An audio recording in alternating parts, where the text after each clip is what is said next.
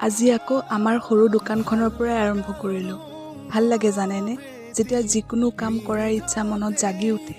পৰিয়ালৰ অন্য সদস্যই যিকোনো ভাল কাম এটা কৰিবলৈ যাওঁতে আমি ইজনে সিজনৰ সঁহাৰি জনাব লাগে।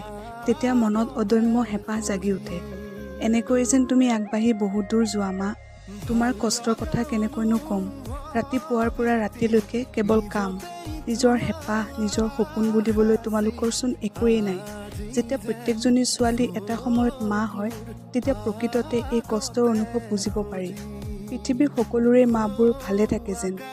বাৰু যি কি নহওক, মই এয়া অলপ মাক সহায় কৰি দিলোঁ। সদায় কামলৈ যাওঁ বাবে সন্ধিয়াহে সময় পাওঁ মাৰ লগত অকণমান লাগি দিবলৈ। আপোনালোকে মোৰ ভিডিঅ'বোৰ চাই কেনেকুৱা পায় কমেণ্ট কৰি জনাব আৰু মোৰ চেনেলটো ছাবস্ক্ৰাইব কৰি দিব। Thank U.